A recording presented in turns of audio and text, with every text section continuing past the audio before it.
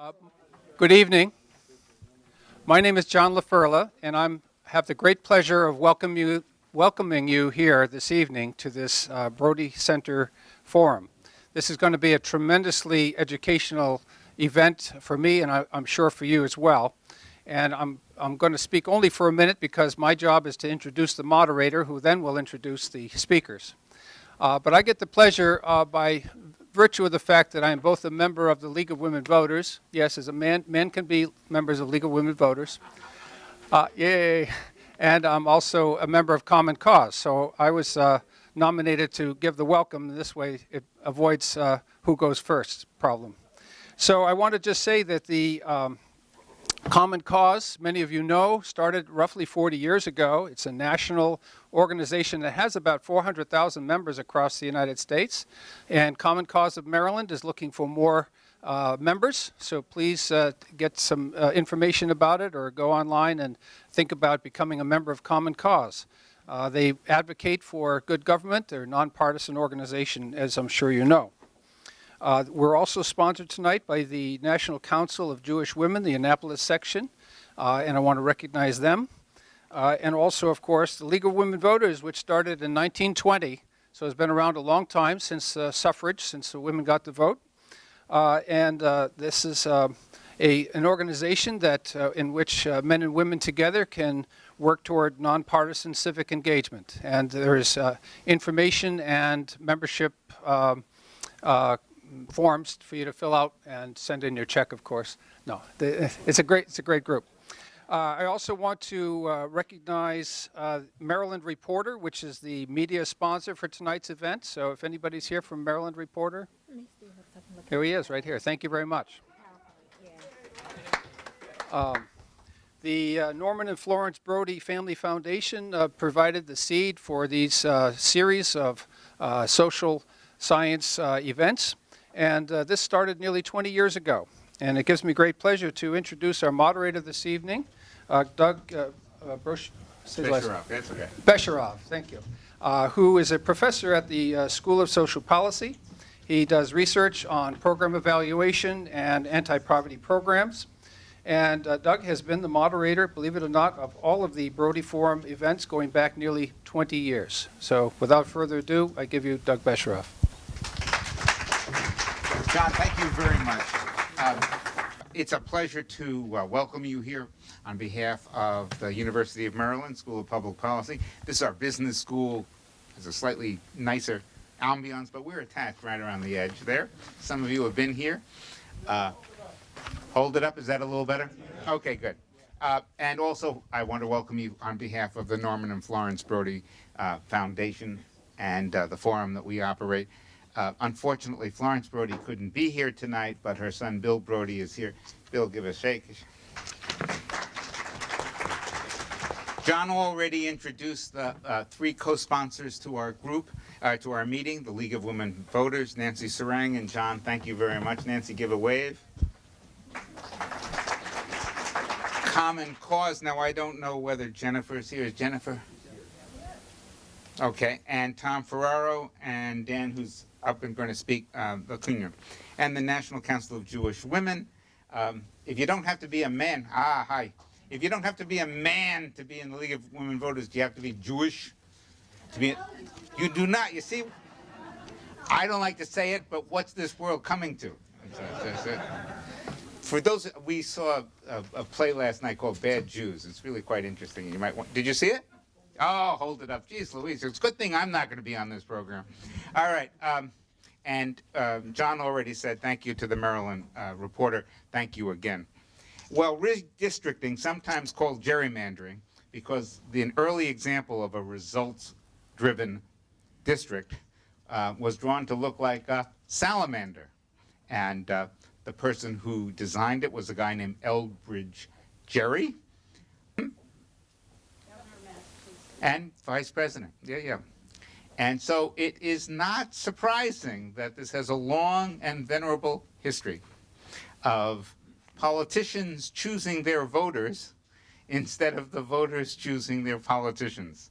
And I'm glad I got to say that before Congressman Delaney was here. Delegate Braveboy, it's okay because the The districts for the delegates are a little different. All right. We have 3 speakers, and I'll introduce them as they're about to speak. They each have about 12, 15 minutes max, and the reason for that is so that we have plenty of time for questions at the end. Delegate Braveboy is a lawyer, 13 years experience practicing. She started at the Federal Communications Commission. She worked at Prince George's County government, and she was first elected to the legislature in 2006. Congratulations for last Tuesday. She ran for Attorney General, was the first African-American woman to run, and was actually part of a debate in this building on the Democratic primary. She chairs the Consumer Protection Subcommittee, and I was impressed to find out that she had, over the last 3 years, introduced various bills designed to improve Maryland's districting process. And she'll describe the current redistricting process in the state, highlight some of its deficiencies, and talk about some of the court cases related to redistricting. Delegate Braveboy, welcome back. She is, by the way, an alum of the University of Maryland, so we are delighted on many levels. Thank you very much. Okay, great. Thank you very much. Good evening, everyone. Well, it's such an honor and a privilege to be at my alma mater. I always love coming back here, and every time I come back, I see a new building pop up, so it's, a little harder to navigate since I don't come up here every day. But I'm so happy that so many citizens are involved and concerned about their basic fundamental constitutional rights. It's one thing to exercise the right to vote. It's another thing to proactively defend your democracy. And I think that's what you're doing here tonight, is defending your democracy and understanding that it's not just about voting, but it's also being a part of the process that develops who you can vote for and who the citizens of the state will be voting for, and what communities get to stay together and what interests get to stay together. So redistricting is a very important issue. Common Cause, League of Women Voters, and other organizations have been working on this throughout the years, and I'm happy to join in the fight and in the struggle. I want to talk a little bit about the redistricting effort or the redistricting process in Maryland, and there's a really good PowerPoint that the government, the state has come up with, I think, just to kind of run through some of the areas that we'll highlight, and I'll ad-lib a little bit and tell you where some of the deficiencies are as we go through it. So why do we redistrict? To ensure that every person's vote is worth the same as another, and to assure equal opportunity to elect representatives of individuals' choices. So every 10 years following the U.S. decennial census, we go through this redistricting process. So the census data must be delivered to the state by April 1st. Well, last redistricting, it was April 1st, 2011. The next one will most likely be April 1st, 2021. And then the plans are developed, or were developed, in 2011. The General Assembly considers the legislative redistricting plan for the legislative districts in the 2012 session. So it's the session following the time that the census data is given to the state. So we can flip that. Okay. And so reapportionment, which we really didn't have to do here in Maryland because our population did not grow as rapidly or as much as other jurisdictions, we could have either won or lost a seat depending on whether or not we needed how our population grew. But we sort of retained the 8 congressional seats that we currently have. And of course, we were doing redistricting. Okay, so we have 47 legislative districts, as you all probably know, and those are there's actually 47 Senate districts. Now, when it comes to the House districts, we have some of our districts are sub-districts, which are 1 or 2 member districts. And so in Maryland, typically most Senate districts have a three-member at-large House districts. But there are certain districts, and I can tell you there's a couple in Prince George's County, actually. District 47 has a District 47 A and B. District 23 has District 23 A and B. And actually now District 27 has A, B, and C. A and B both cross over into Prince George's County, and C is in Calvert County. But throughout the state, you'll see some sub-districts within those Senate districts. Let's see if there's anything else I want there. No, we can, oh, yeah. So for legislative districts, per our Constitution, and I'll read you the language from our Constitution, says that the state shall be divided into legislative districts for the election of members of the Senate and the House of Delegates. And the districts shall consist of adjoining territory, be compact in form, and of substantially equal population. And due regard shall be given to natural boundaries and boundaries of political subdivisions. That language is there for our legislative districts, that compactness, the due regard to jurisdictional boundaries. But we don't see that language. We actually don't see really any language with respect to our congressional districts. And I know that's going to be a source of a lot of conversation tonight. So, but I did want to run through that. So I think we can flip. Why do we do it? Well, the 14th Amendment of the U.S. Constitution, the Voting Rights Act, requires us to do fair redistricting. And of course, there's case law, which we'll discuss this evening also, that requires us to do fair redistricting. So Maryland Constitution, as I mentioned, is silent when it comes to congressional redistricting.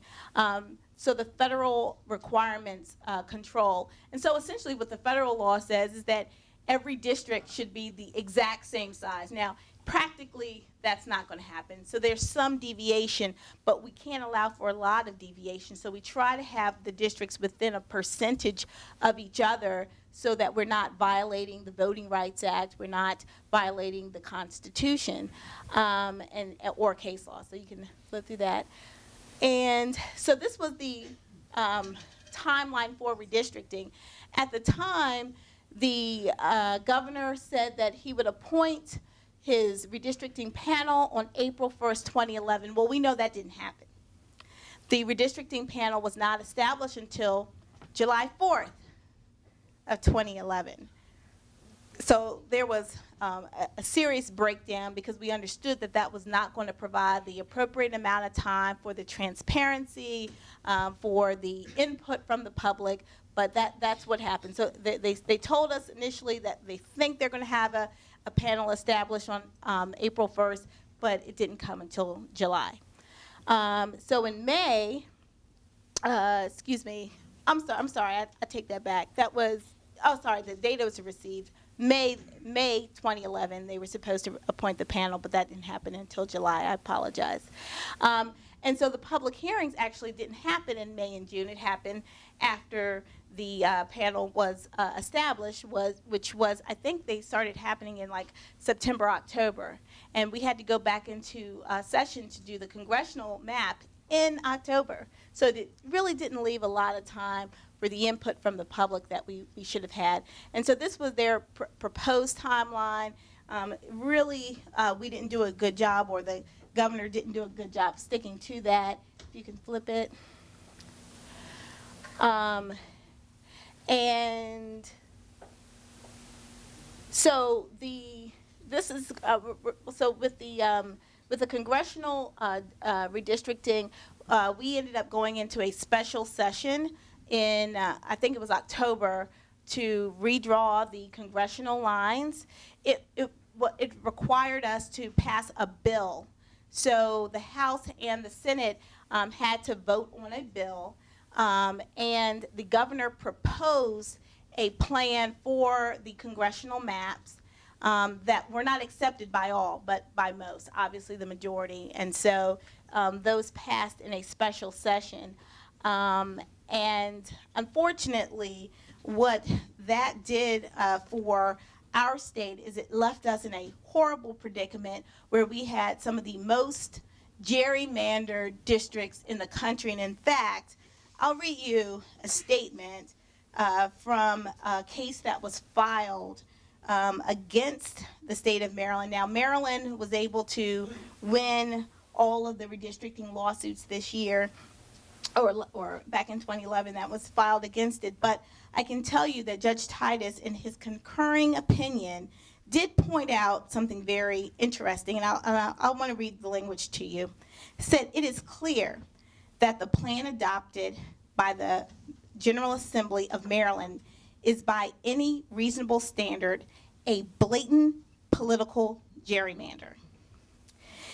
Now, what happened was the plaintiffs in that case did not pursue the claim in a way that the judge could find, or the court could find in their favor. So it wasn't that the issue, the underlying issue, wasn't there. That there was an obvious political gerrymander.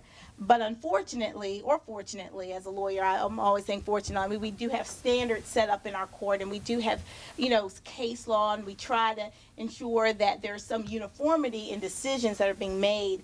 And the plaintiffs in this instance did not present a case that the judges could find in their favor. But that doesn't mean we did the right thing, and it doesn't mean that if this occurs again, that we cannot take this matter up again in court. But it just meant that in this instance, that didn't happen. And so we passed the bill. We have these ridiculous districts. In particular, I want to point out that Congressional District 3 is particularly offensive for several different reasons. It probably defies most logic in terms of how it's drawn.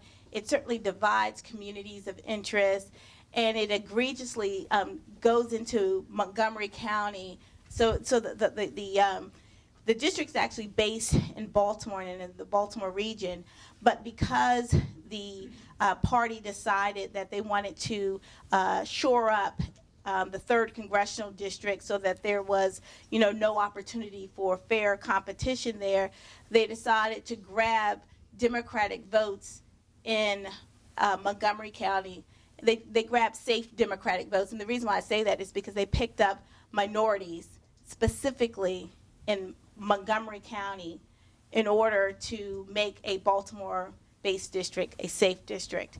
And on so many different levels, I find that offensive. If I'm in Baltimore, I find that offensive. If I'm in Montgomery County, I find that offensive. If I'm white, I find that offensive. If I'm black, I find that offensive. It is one of the just most blatant disrespect for not just race, but also for geographical boundaries, for communities of interest. And it was all to preserve an individual who had been in Congress for so many years that he would have been successful anyway. And then we'll talk about some of the other blatant sort of gerrymandering that occurred during this redistricting process. But I look forward to answering the questions that you might have, and thanks so much for this opportunity.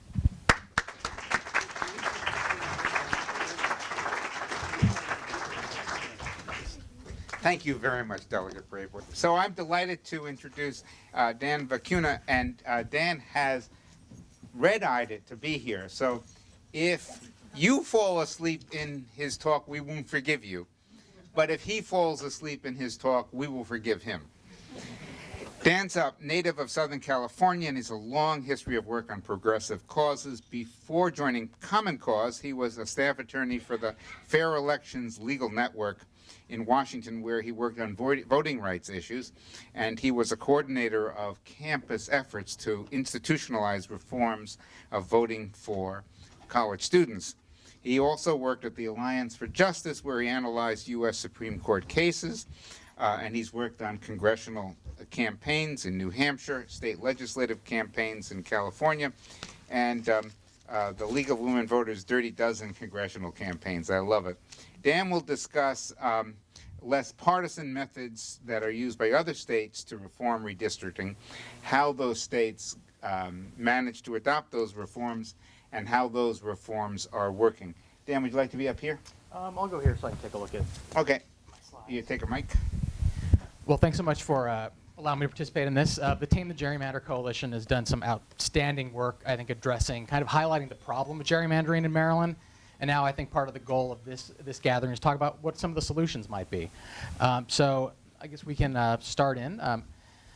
We're going to talk about a few different models for redistricting reform. One is going to be the independent commission model. California has kind of the most independent system in the country, but there are other variations on that, so we're going to take a look at those.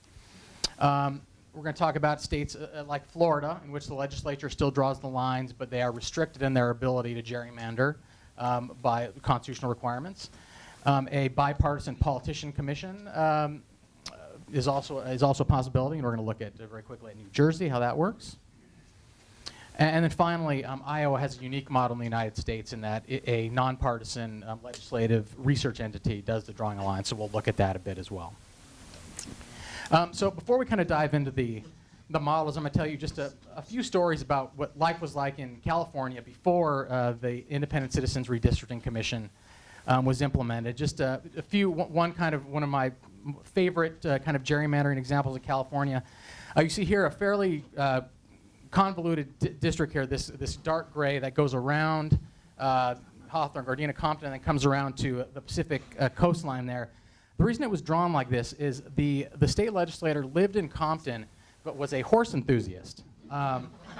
Unfortunately, his horses did not live in this section of the district, so we cut out, made sure he got a little sliver, a little road here to connect this bottom part so that he could represent his horses. An animal lover through and through. There you go. Also, what was going on in California, there was the brother of a sitting congressman was accepting $20,000 from Democratic congressmen to make sure that their districts were made safe. A congressman, kind of said that this was a pretty cheap deal. I'll read the quote for those who can't read it. $20,000 is nothing to keep your seat. I spend $2 million campaigning every year. If my colleagues are smart, they'll pay their $20,000, and the consultant will draw the district they can win in. Those who have refused to pay, God help them. And finally, my boss, Kathy Fung, who runs our national redistricting efforts from California, was in the previous cycle working for an Asian American civil rights organization, and she went to talk to a state legislator in Sacramento about keeping together a Chinese American community in Sacramento, and the sitting legislator, fearful of a challenge from that community, said, "Kathy, you're not going to put one more fucking Asian in my district." Her words, not mine. So let me tell you a little bit about how the process in California works. It begins with applications from around the state. There was a rough estimate done by the coalition. Maybe there'll be academics, some community leaders. Maybe we'll get about 500 applicants. 30,000 people applied to the California Citizens Redistricting Commission. So a group of state auditors, nonpartisan, breaks that pool down. There are 20 Dems, 20 Republicans, and 20 individuals who don't belong to either party. The legislature, although it cannot appoint members to the commission, it can strike them. And we see that as a fairly reasonable opportunity to basically hire the legislature to do opposition research, to ferret out the partisan hacks. Finally, so 8 are randomly selected from that pool, and then those 8 select another 6. You end up with a commission of 5 Dems, 5 Republicans, and 4 who are neither. That last part where we have kind of a random selection, then another kind of choosing of individuals is a pretty useful way to make sure that the commission reflects the diversity of the state. I think building into any model, commission or otherwise, ensuring that there's robust public participation. And California had public meetings, 100 all across the state, 32 cities. Obviously, it's a big place. Again, like the applicants, the coalition did a rough estimate of how many people might show up to testify, provide written comments, and they thought a few hundred thousand. So 20,000 members submitted written comments, showed up at the public hearings, and make sure that their communities were protected. So there are also other independent commission models, independent in the sense that it's the commission and not the legislature that does the final line drawing. In Arizona, instead of just being able to strike, the legislative leaders choose from a pool of individuals. However, it is a pool selected by a nonpartisan entity. In other states, Alaska, Idaho, Montana, and Washington, legislators actually do the appointing. However, it has to be non-legislators who sit on the commission, and that's the last thing that they can do. Another model is Florida, where the legislature does do the drawing of the lines. But however, they are restricted in their ability to partisan gerrymander due to constitutional language. And that language is, no apportionment plan or district shall be drawn with the intent to favor or disfavor a political party or an incumbent. This is a bit of it's a complicated case. It's a cautionary tale. So the legislature sort of ignored that constitutional requirement because they hold onto that power fairly jealously. Common Cause, Legal Women Voters of Florida ended up suing on what were pretty gerrymandered congressional districts. On the left here, you see the 5th congressional district, which was designed really to tie together a lot of black communities to pack them into one district to make sure they had limited influence on surrounding districts. Go ahead. So the congressional maps, like I said, were overturned. And a lot of interesting facts came out about the degree to which the legislature was really committed to maintaining control of this process. It came out that they were having secret meetings, political consultants. There were emails that were deleted despite the fact litigation was imminent, or maybe because of the fact litigation was imminent. Political consultants for the majority party drew lines doing what they called an intellectual exercise, very thoughtful, creative academics. And finally, one of those maps, the intellectual exercise maps, was submitted under the name of Alex Posada, supposedly kind of Joe Q. Public, just demonstrating his interest in the process. However, when Alex Posada, a young Republican from Florida State University, was asked in court whether he submitted this map, he did not draw it, he did not submit it, he had no control over the email address, and to this day, we have no idea who actually submitted the GOP political consultants map.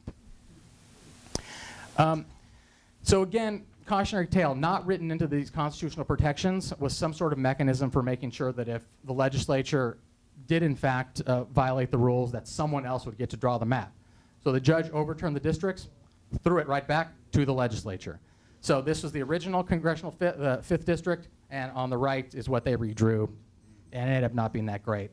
Currently, Common Cause and League are appealing that remedy.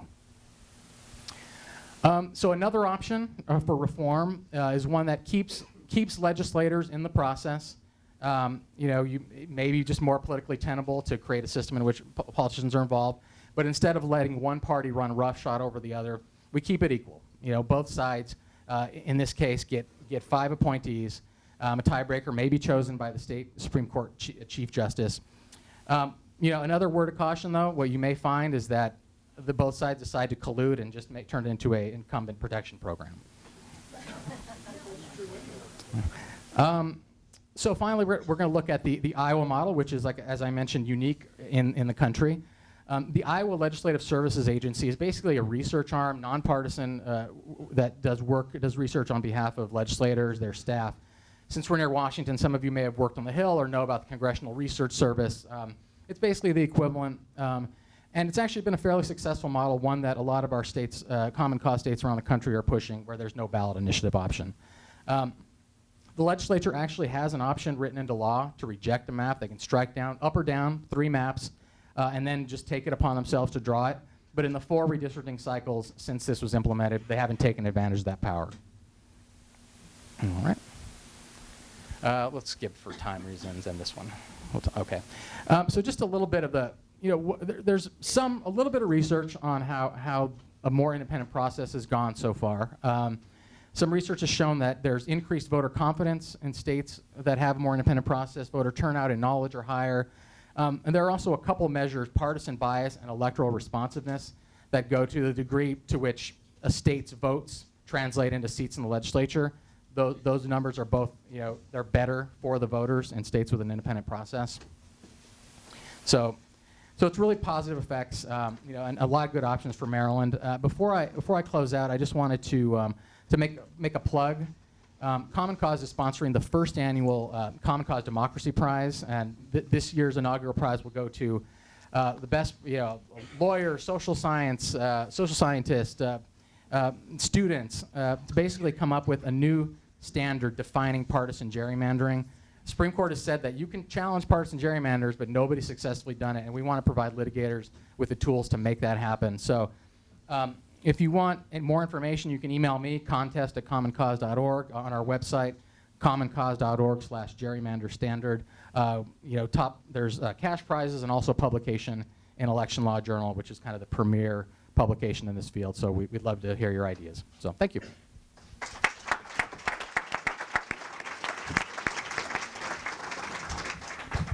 Well, I've heard of great timing. Congressman Delaney just came in. So now we know why he's a successful businessman as well as a successful politician. Congressman Delaney was first elected to represent Maryland's 6th District in 2012. He won re-election last Tuesday, as well as Delegate Braveboy. And I think it was a little tighter than people expected, but congratulations. He is, I believe, from what I've read, the only former CEO of a publicly traded company presently serving in Congress, so that's also good. He has paid attention to the issue of gerrymandering. I'm going to read a sentence from the September 3rd op-ed that he wrote. Gerrymandering has turned the vast majority of House districts into one-party enclaves, whose representatives' main concern is making the most rabid faction of their parties happy, not finding a common ground to solve problems. Congressman Delaney, welcome. I'm told that he's going to discuss the problems in Congress, as I just mentioned, and the federal legislation that he is introducing on this subject. Congressman, would you like to be up here or there? Whatever you would prefer me. It doesn't matter, but here's a mic. Great, thank you. So I really do apologize for being late this evening. The other area that I have a fair amount of focus on is infrastructure and transportation. I won't say that there's a problem with our transportation system. It's normal to take an hour and 40 minutes to go 9 miles. Yeah, absolutely. So anyway, but thank you for having me. Thank you for letting me join this panel of such terrific experts, and I appreciate the opportunity to share my thoughts with you. So let me start by talking about something that I've observed in my life to be very important, which is the power of incentives. And there's a quote that I will share from a gentleman that many of you may not have heard of, although he has a very famous partner. And the gentleman's name is Charlie Munger. And he has been Warren Buffett's business partner for about 55 years. And he wrote a terrific book that Warren Buffett has described as the best book that every American should read. It's called Poor Charlie's Almanac. And it's his sayings in life. And one of his sayings is about incentives.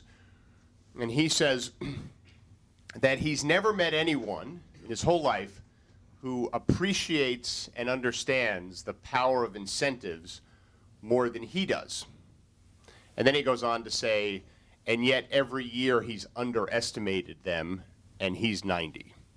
And the point is that incentives really do matter in life. My career in the private sector prior to coming to the Congress really taught me about the power of incentives, making sure you get incentives right, because when you're leading an organization and you have multiple stakeholders, the customers, your shareholders, the employees, your community, I always had to make sure that my employees had incentives to care about all of those stakeholders, because if they only cared about one of those stakeholders, they would do things that would over time hurt the organization and its mission. So you really have to make sure you get incentives right when you think about any enterprise, any organization, et cetera. And the Congress of the United States right now has a very bad incentive system.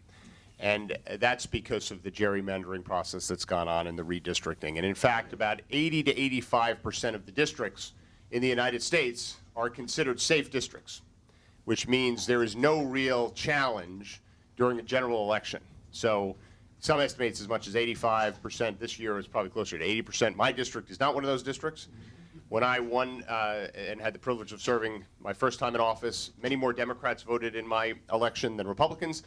This past election cycle, 10% more Republicans voted than Democrats in my district. So my district is distinctly a purple district, which I think is great because even though it makes the general election process more difficult, it forces me as a member of Congress to really speak to my entire constituency. And I think that's a blessing.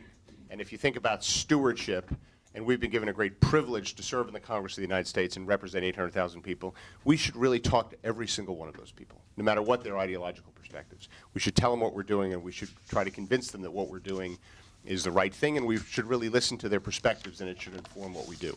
And we don't have enough of that in the Congress of the United States. Right now, whether it's 80 or 85%, those individuals have an incentive. They may not do it, but if they follow their incentives, and we have to assume a vast majority of people will act to some degree on their incentives, their incentive is to only talk to half of the country. And in fact, because of the number of people who vote in primaries, which is embarrassingly low, their incentive, quite frankly, is to speak to the more active members of that half of the country, if you will, which is why we have such a polarized Congress, which is why the 500 people in the Congress of the United States behave dramatically differently than all the other human beings in the world. Because human beings have incentives to move forward and get things done and work with other people, because that's how you make progress in life. That's how you make progress raising your family. That's how you make progress with your own, whatever you want to do with your life. But the people in Congress don't have that. So I have a piece of legislation that I think can make a difference against that. It's called the Open Our Democracy Act.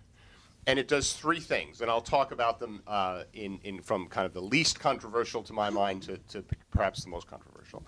So the first thing it does that's not particularly controversial to my mind is it makes Election Day a federal holiday, which again I think is a pretty simple thing to do. People say, well, you'll lose a lot of productivity. I'm like, well, I'd love to have a debate measuring that lost productivity to the lost productivity with the kind of gridlock we have in Congress, right? And I, so I represent a district that starts in Montgomery County, goes all the way out to Western Maryland. I have a lot of people in Western Montgomery County and Frederick, Maryland, who I represent, who commute into Washington, D.C. to work, right? That's a tough commute, going back to transportation. They may allocate about 10 or 15 minutes in their day to vote, in the morning or the afternoon, depending upon their schedule. Stuff happens. Stuff happens with themselves, stuff happens with their children, stuff happens at work, stuff happens with the weather, stuff happens with the lines at the elections, which is ridiculous. That's a whole other discussion. And they can't vote. And if you think about the sacrifices people have made in this country for the right to vote, and how it is so singularly important to our democracy, we should do everything possible to make it easier for people to vote. And there's a whole portfolio of things we should do, but our bill deals with one of them, which is make Election Day a federal holiday. That doesn't mean everyone will have off, but let's face it, if it's a federal holiday, a lot more people will have off, or there'll be a lot more flexibility. That's the first thing. The second thing it does is it deals directly with the process of gerrymandering by creating national standards for how the redistricting process can be done in every state. And we actually commissioned the GAO to come up with these standards. And we believe the Congress of the United States, through the election clause of the Constitution, has the power, in fact, to direct the states and their legislatures how to establish these districts. Some people may disagree with that. It's our opinion, and we're sticking with it, that the federal government can actually do that. So it's fairly simple. It requires states to have independent commissions when establishing their districts.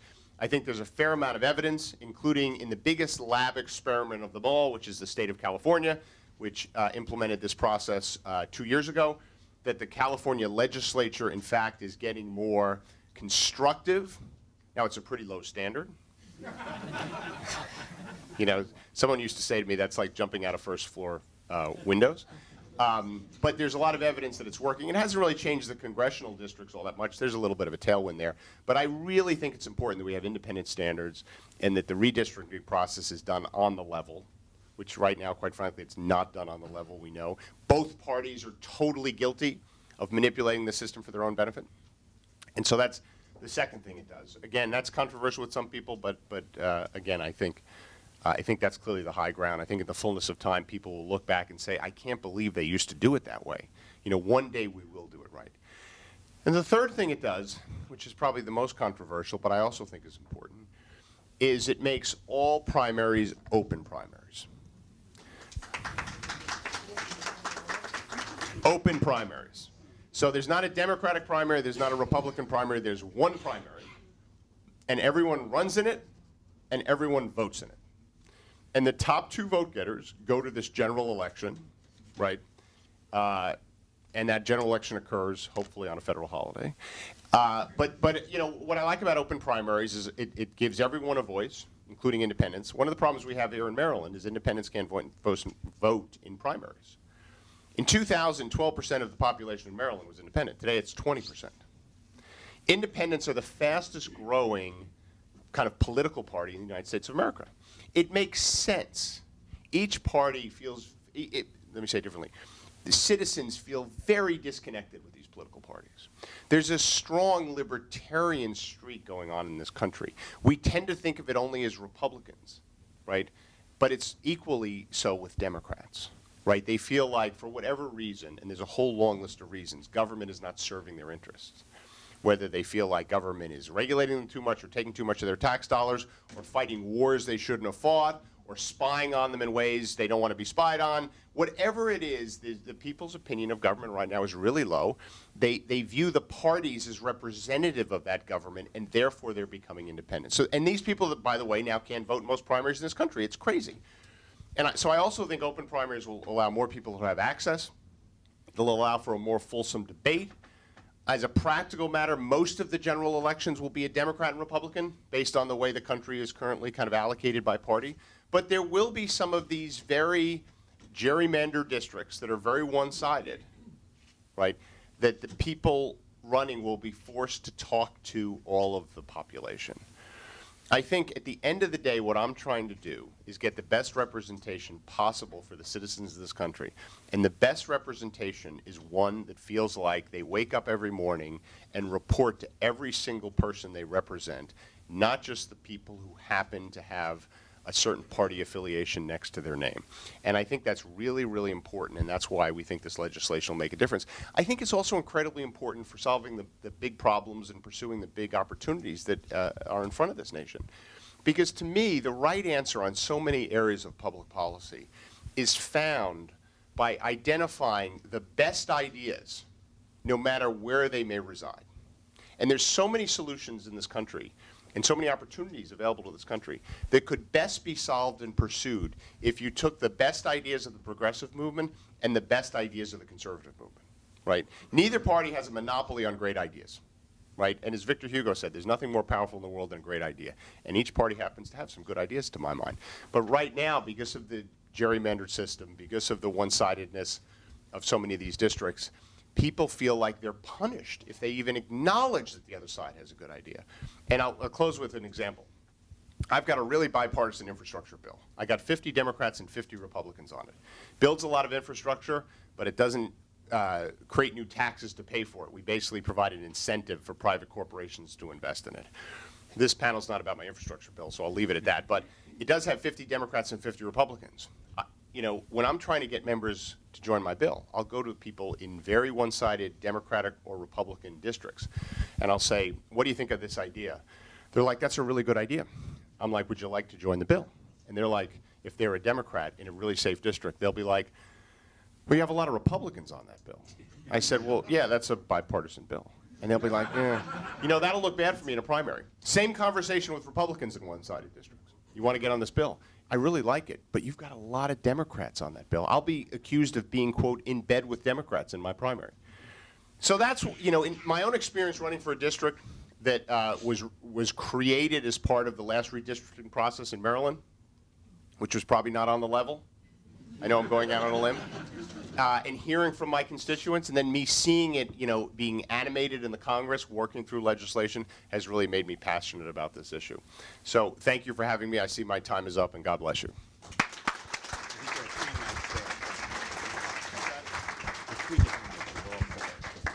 Well, that was great. What a panel. Why don't we take questions from the audience? And John, do you want to hold the mic? Thank you. I have a question for Representative Delaney. And my question is on co-sponsoring the John Tanner Fairness and Independence in Redistricting Act, which is H.R. 278. It's the John Tanner Fairness and Independence in Redistricting Act.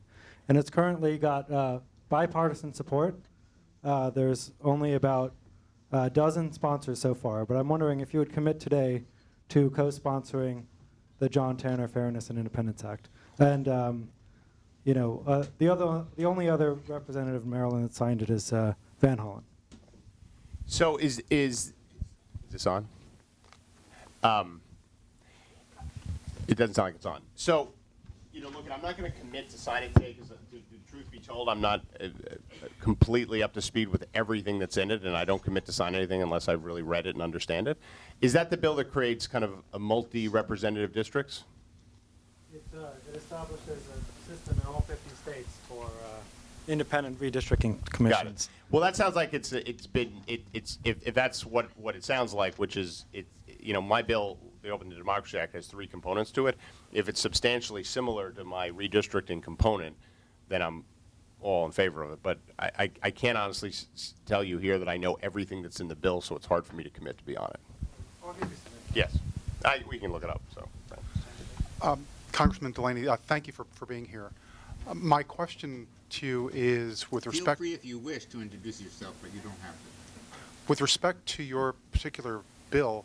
How many co-sponsors do you have on that particular bill, and are they bipartisan, first of all?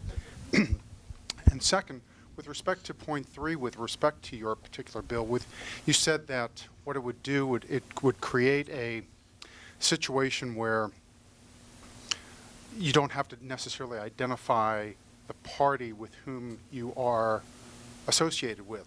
So if you hypothetically you had 4 candidates running for that particular seat, the top 2 on election day would win, and then or on election day would have a run. Primary. Top 2 on primary day would win.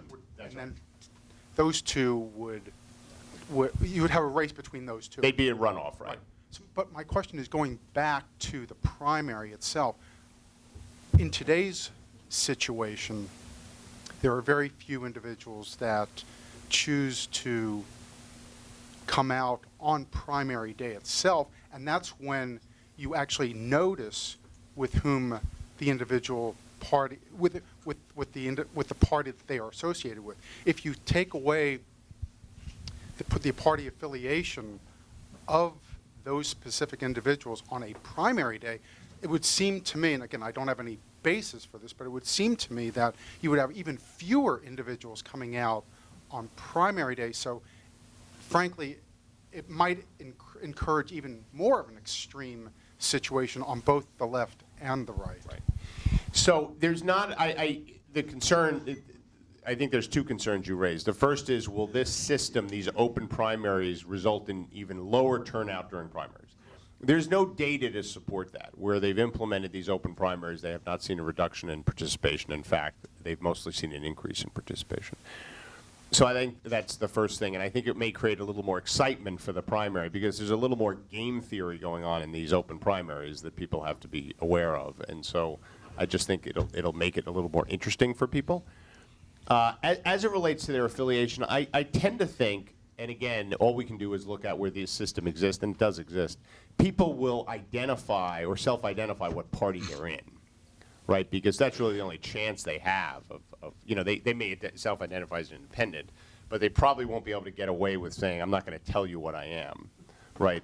They'll have to say, I'm a Republican, I'm a Democrat, I'm a Green Party member, I'm a Libertarian, I'm a independent, whatever the long list of potential, Whigs, who knows what they'll come up with, right? So I think they'll self-identify. And I think there is not a lot of evidence to suggest that it will reduce turnout. But again, I tend to think of there's definitely reasons to object to all the things I laid out.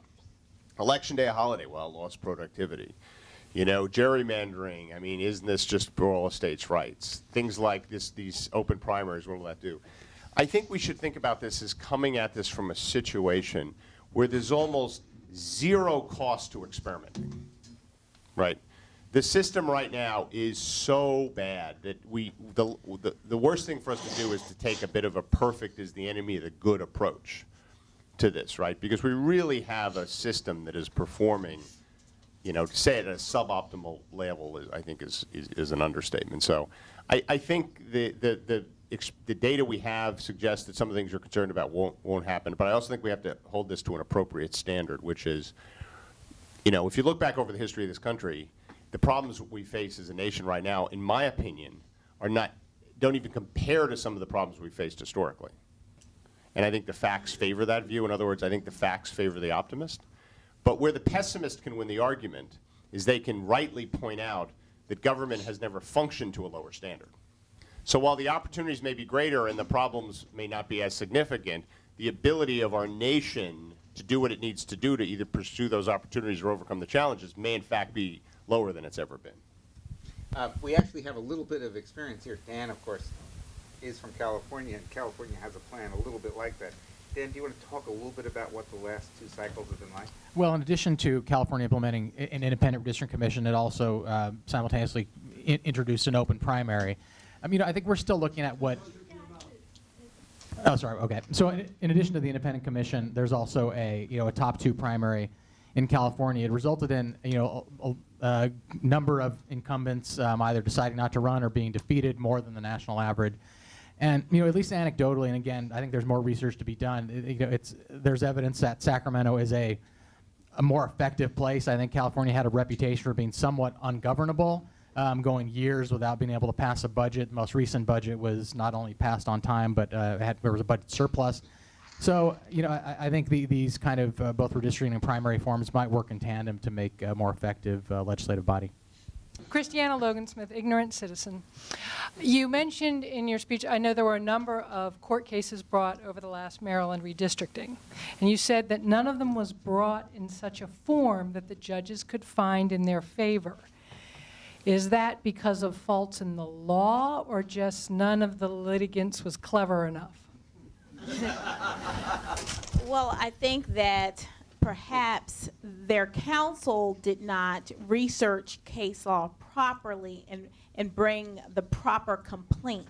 However, I do believe that our law, especially with respect to the congressional redistricting, the state standards, how we produce maps, because there are no standards, really it is very difficult to bring a claim against the congressional redistricting maps.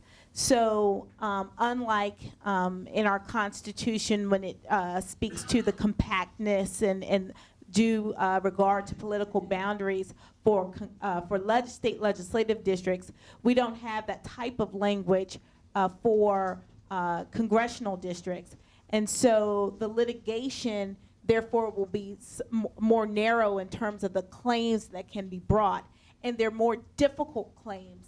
Civil rights claims are extremely difficult. So if you're bringing a complaint stating that the map unfairly discriminates or undervalues or marginalizes a specific minority, in order to prove that, not only do you have to show that that there's a significant minority population, you have to suggest that there's a significant either African American or Hispanic or Asian population, and prove that these groups will tend to vote for a similar candidate. So it's really tough to prove those types of cases, and those cases that have been proven around the country have been very few.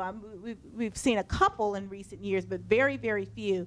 And so I think that to Congressman Delaney's point, I mean, if we did have, and I think we should adopt national standards, in particular for our congressional representatives, because everything else is driven by federal law. So the way, the fact that to a person, essentially we can't do it to a person, but essentially to a person, the district should be similar or the exact same size. I mean, that is not a state law. That's driven by the federal law. So I think coming up with some standards really would help to bring some sanity to us as a state when we're drawing these lines, because again, they're operating at a whole different level. I mean, they're operating and having to produce national policy, foreign policy. I mean, we cannot continue to confine ourselves to like Republican, Democrat, and all that, when we have to really fight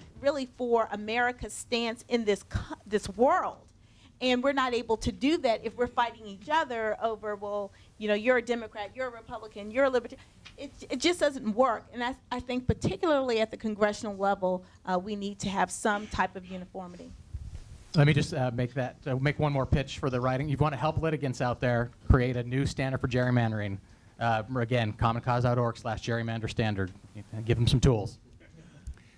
Yes, my question is also for Congressman Delaney. I'm interested in your open primary. Would you have any ability, or does it have any intention of preventing caucuses or conventions from deciding who the Democrats or the Republicans on that open primary would be? Or are they going to be subject to the potential of having 12 progressives divide up the progressive vote so badly that the Republicans who got together and figured out just to have 2 conservative nominees would dominate the thing? There's no limitations, right? So it is an open primary, anyone can run, which is, I'm pretty sure, the way it's working in California, although I'm not an expert on California exactly how they do it. And so all the stuff you described could play out. So there'll be a whole new game theory that unfolds around these things. I think the parties will still play a role in discouraging and encouraging people to run. It'll probably evolve maybe a little more like, as you said, a kind of a convention system where they get behind one candidate more formally than others and things like that. And I understand that there may be some concerns with that, and I've heard concerns from people who feel very proprietary about their party, system and establishment, and they feel like this is a threat to that because it creates a little more of an open, free market on who can run and who can win. But I think that's the point at the end of the day. And again, as I said earlier, I don't think we can approach this with a view that everything has to be perfect. And some of the things you're highlighting are suboptimal outcomes, because it will be a little crazy in some of these situations in terms of the number, and you will get some weird outcomes. And if one party is particularly good at kind of controlling itself, you could see how it could use this situation to its advantage. But again, I think when you compare that to the situation we have today, which, I have great faith in the American people, and I believe things that don't make sense don't ultimately continue, which is what I think will happen with the system we have today. I'm not sure what the forcing function will be. It'll ultimately be the American people saying we've had enough of this. How that animates itself, I'm not sure. But I am sympathetic to the argument that when people say, hey, this current system we have right now threatens the republic, really, at some level. So even with those consequences that will be, unpleasant in certain situations, I think you'll, I still think it's a much better system than we have today. I'm trying to call on people basically when I see their hand go up, but I'm not perfect about that. But go ahead. Thank you. A short comment and a question. My name is Bob Leventhal. Congressman Delaney, when you were first elected to Congress, I must admit that I was a bit disappointed, the reason for which was that your district was gerrymandered. But since you have become, I'm not a constituent of yours, so don't be concerned. Although it sounds like it's turning now. Yeah. But since your election, I just want you to know, as an individual, I'm really very proud of your record of accomplishment. You've made a number of important initiatives and a great contribution, I believe, so thank you very much. Wait, I have a question. I think you're ending in a nice high point. No, seriously, I do have a question. My recollection was that in 2012, there was a ballot initiative asking the voters of, Yeah. am I right? Yes, absolutely. About a referendum. Okay. Asking voters to approve or disapprove this crummy system.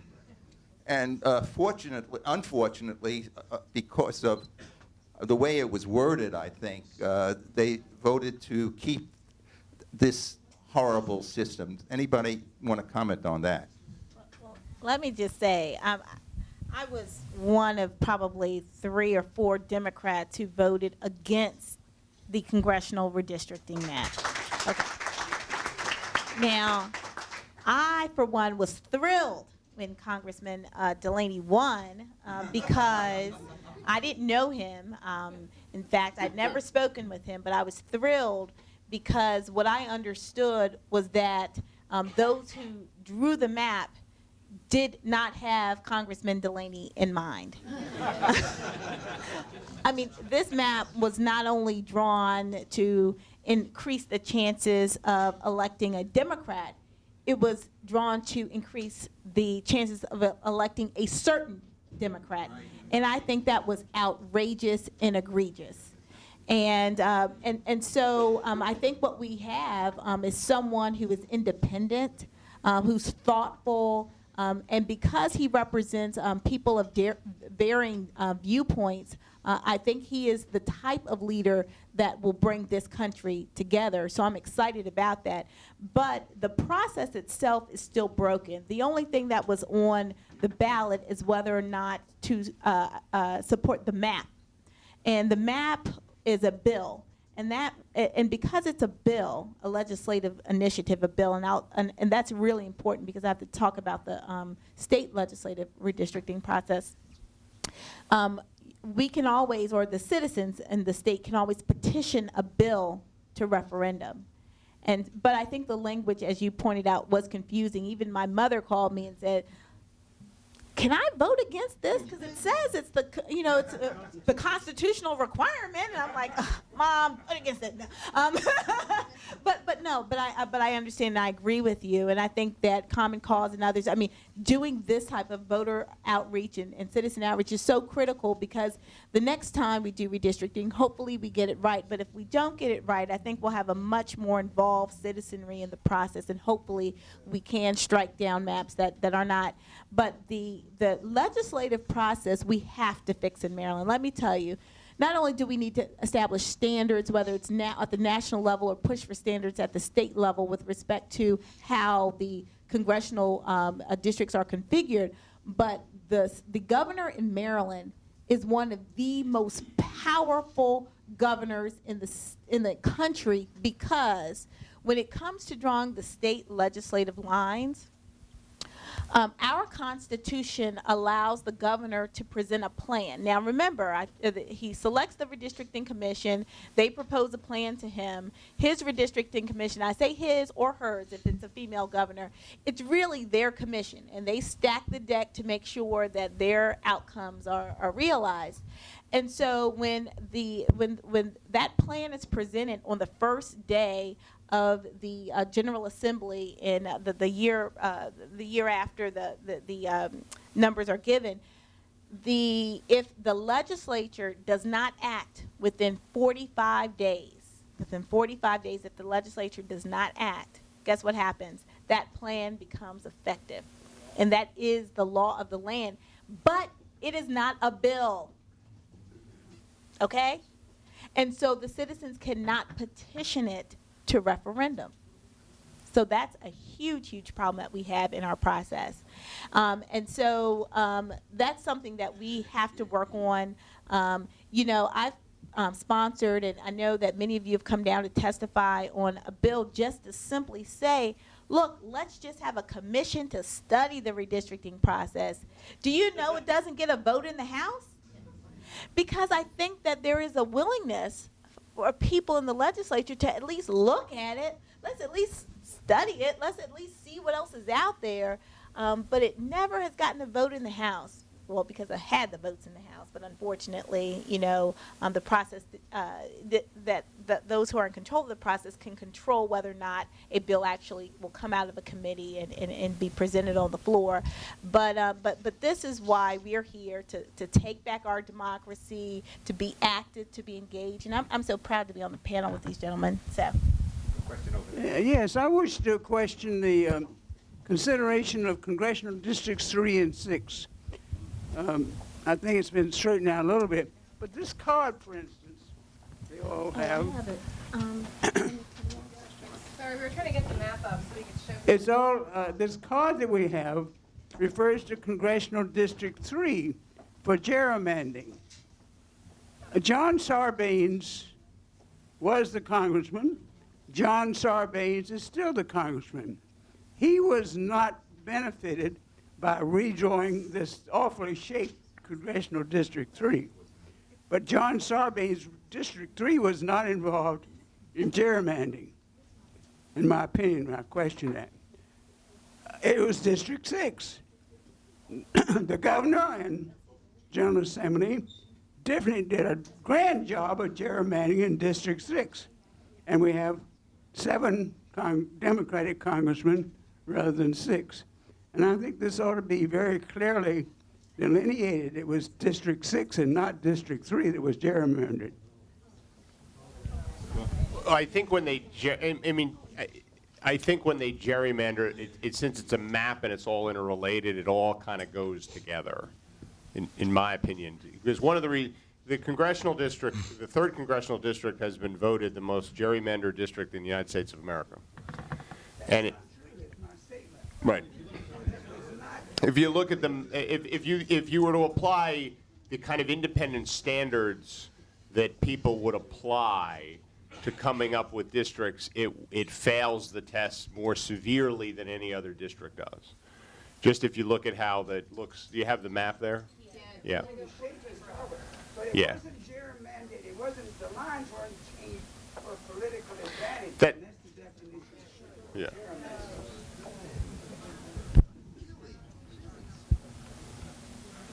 Now, the one thing that's worth commenting on, and then while we're getting this thing up, no matter, even with independent commissions, people will still be very upset about the redistricting process, right? There's a baseline level of disappointment people have. Like I often hear this from my constituents, because I represent Western Maryland, and I represent Western Montgomery County. And actually, if you go back in time, the 6th district is more consistent with the way it was back for most of Maryland's history. It's kind of the Potomac River district there, if you see it in the brown on the far left. It actually, relative to some of the other districts, it doesn't look quite as contorted. But, you know, like my constituents in Garrett, Allegheny, and Washington County really want to be their own district. But the problem is there's not enough people there to make them their own district, right? And so they have to be, and I say this to them and then I duck because they throw things at me. But they have to be attached to something, right? But still it wouldn't be large enough, right? This still has to be attached to other things. And that's where you know, and if you go to people in Garrett and Allegheny, they don't actually think Frederick is Western Maryland. So my point is, and I'm not drawing any judgments here. The point I wanted to make is there's a baseline level of disappointment people have about the redistricting process, even if it's done totally on the level, which we have to remember as we talk about this. People are, you know, a good percentage of people are never happy with a bunch of this stuff. In the back there. I want to, if I could, turn to some of the examples of where you've had success with changing the process. Whatever the merits of your proposal, and I'm actually in favor of all 3 of those things there, I think you'd probably concede that at the moment the likelihood of your bill passing in this Congress is probably slim to slim. And therefore, if we're not going to have federal reform, it means changing the process at the state level. Unfortunately, there, it's something like partisan unilateral disarmament. Yes. Why would a blue General Assembly suddenly go behave a different way? Why would Texas decide that they're going to give up red seats by doing this? So you had an example, if I was counting right, 7 states that have done things, and you had 1 very large blue state, and you had 1 very large red state. So can you talk about how that change has occurred, and what can folks in Maryland do to bring about change here? Well, some of the examples, you know, will simply don't apply in Maryland, you know, like Arizona, California, or ballot initiative states. But in other places, there was sufficient public pressure, like Washington State is one, in which it was the legislature that implemented a change. In Iowa, the legislature decided that they didn't want to do solely be the line drawers. And, you know, I think One, there's public pressure because it's, there are ugly districts that demonstrate a desire to protect incumbents, to protect party advantage. And, and I'd actually ask the delegate to speak to this. I don't know that drawing lines is a particularly pleasant process. It seems to be a vitriolic, angry process that leaves people not very pleased with each other. So I think, but in the end, it's these gatherings to make sure that, a topic that is somewhat arcane to many in a state, to make sure that they are aware that this really cuts at our fundamental rights to fair representation. I mean, anything but what we have now, because right now what happens essentially is that everything's controlled essentially by the Speaker of the House. And the Speaker will appoint his top lieutenants to speak to legislators and ask them, how they'd like to have their districts drawn in the perfect world for them. And they give the Speaker, their thoughts on what they'd like their district to look like. And if they believe that there's some competition, typically people are removed from districts. That happens. It is what it is. So if there's a strong opponent in your district and you don't want to run against them the next time, guess what? Sometimes the line is drawn right in front of their homes. It is, yeah. In addition to that, I wanted to go back. Well, I wanted to look at the congressional district. I know a lot has been made of 3 and 6, but if you look at congressional district 4, that is particularly interesting, and you wonder why the Prince George's County is kind of broken up the way it is, because it seems to me that congressional district 4 could be a lot more compact. Well, it is because there's an interest to keep, College Park and Greenbelt in certain areas in congressional district 5. It may not make a lot of sense to the average person looking at it, but there's personal interest from those who represent in these districts to keep certain facilities, institutions in their districts. But at the state level, this is what happens. So they tell the governor, well, I want to keep this in my district. I want to keep that. That's what happens. That's the real deal of what happens. So anything other than that would be really, really good for the state of Maryland. I would like to. Could I just make one quick observation on that? So I think this issue is a perfect issue for a real big national movement. And maybe the best issue out there, right? There's a lot of things we all want to change in government, right? But a lot of them are really complicated, and a lot of them, quite frankly, are very ideological, and it's hard to get broad-based momentum. This issue is really about the people versus the government, right? Full stop. It's about the entrenched interest versus the interest of the common good of the United States, more than any issue, and I think it's a pretty clean cut. So I wrote I submitted 5 things to the Washington Post that got published as opinions in my first 2 years in Congress. I wrote a piece on this, the Open Democracy Act, when we filed it. And by a ratio of 20-30 to 1, I received comments on it relative to the other stuff, right? And I thought the other stuff was really good, too, by the way. But this is what really resonates with people, this issue, And so this can actually, California did it by ballot initiative. California's got a crazy ballot initiative process, but every once in a while something really good sneaks through. And that's what this was. But this can, if enough, because to argue against some of this stuff is an utterly indefensible position. You cannot stand up in front of citizens and argue for not some reform here. You can't do it. You really can't do it, I think, and look halfway credible. So what the citizens have to do is push people. You really have to push people hard. And we have to figure out some way of mobilizing a movement here in Maryland and hopefully across the country. Because this is one where the people can really make a difference. Because unlike these other issues that, yeah, we should do tax reform. But let's face it, there's 400 items of tax and there's 300 items of deduction. It's easier said than done. A lot of things are easier said than done. People can make arguments on both sides. This is a really clean case and a clean cut. And we just need more people to focus on it, and we can make a difference on this one. So the question I wanted to ask one. And let's start with Dan, and as many people who want to answer this can. We have a new governor in this state, happens to be a Republican. We have a new governor in the state, happens to be a Republican. I don't have a mic. Happens to be a Republican. Putting aside the question of unilateral disarmament, putting that aside, because of course we're talking about Maryland because we're in Maryland. We could be in Texas or we could be somewhere else. What's the advice to a Republican governor whose interest, the incentive here, right, Congressman Delaney, the incentive is a different map for the Republicans. So how does he act to maximize the chances that we get what we've been talking about here, which is a fairer, more compact map? Dan first. Well, there's a lot of public relations leverage. There's leverage of his veto pen, which, the substance of those issues I won't get involved in. But to really shine a spotlight, it's an incredible bully pulpit to use, to elevate the work, the kind of work that this Tame the Gerrymander coalition has been doing, to attend those events, to really demonstrate the absurdities of the system as it exists. I just think it's, as hard as we all have been working on this issue, to have that microphone is really useful.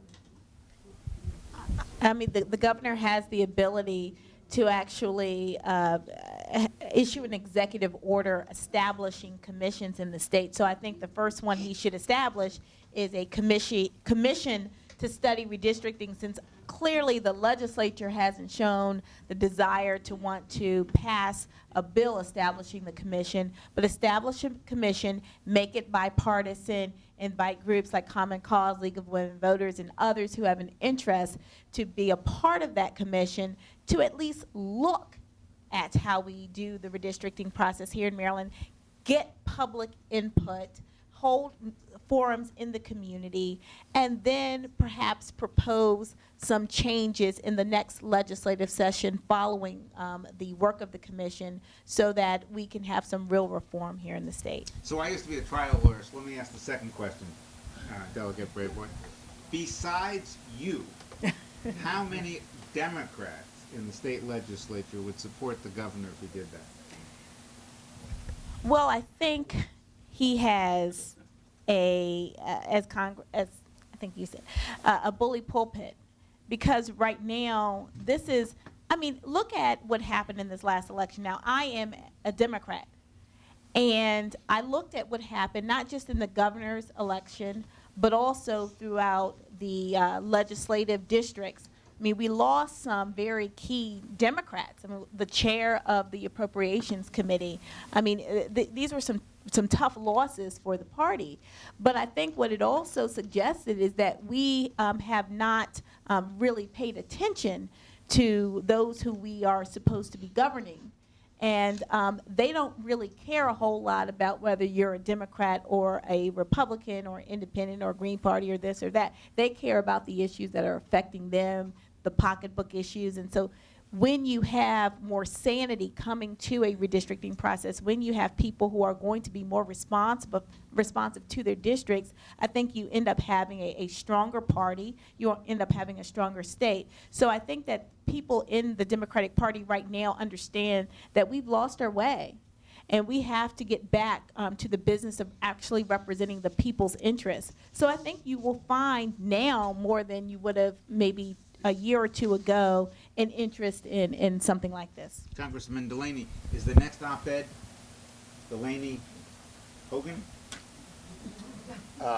You mean on this issue? Look, I agree with what the delegate said, which is this would be a great issue for him to take on, but whoever, I'd be saying the same thing no matter who is the governor of Maryland, sure. Right? They should take this issue on. And again, I think, as I said earlier, trying to protect the status quo is, in my view, an indefensible position. Arguing for some reform is unassailable, right? So I just think, clearly, as a matter of policy, it's an easy decision. But I also think it's pretty good politics if you actually want to show you're trying to represent everyone in the state. One gentleman in red has been patient. He gets the last question. Oh, boy. You all get the last answers. Then we're going to do a wrap-up of the panel. So go ahead. Brace yourself all. Congressman Delaney, I want to go back to your statement about you know, your open primary, I guess what they would call that a Cajun primary. As a individual that supports a minor political party movement, I would feel that my interests would not be considered, and that probably a better plan would be to go to what I call instant runoff voting, where you rank the candidates in order of preference. Just your thought. Delegate Braveboy, thank you for your opposition to this map. I think that what really needs to be done, and your comment would be, you can comment on this, would be to establish districts that reflect geographic integrity and relative cultural homogeneity. Congressman Delaney, you can go. Thank you. So as Are you sitting up here? What is this? So as I said in my introductory statements, my bill has three components, and I would list them in order of least controversial. The first was Election Day being a holiday. The second was national standards for establishing congressional districts. And the third is the open primary. I think they're all important. There's different ways of doing the open primary. So, I'm open to consideration of all those. Again, I come at this from the perspective that there's very little downside to experimentation, right? We're not preserving much of value in the current system. So that's my view. And since this is the last question, I want to just thank you all for having me, and I want to thank you all for your important work. And I really appreciate being with the panelists here. And the fact that the great delegate to my left has the name Brave, or the word brave in her name, should not be unnoticed, because her leadership on this issue is really has been singular. And so we haven't collaborated enough on this. We should do more, and we'll use this. Will be another good thing to come from this panel. So thank you. Thank you.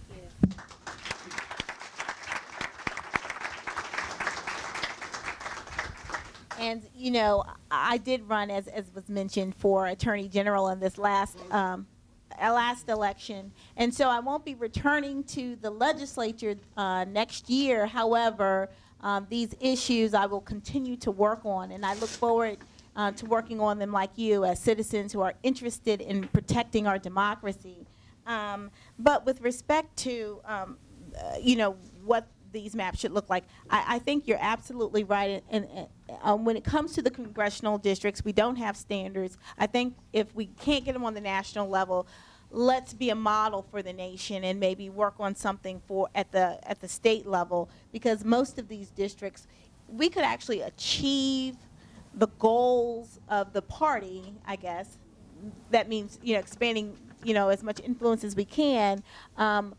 As long as we're not worried about an individual, we can achieve that without drawing lines that look like this. And I think that's important.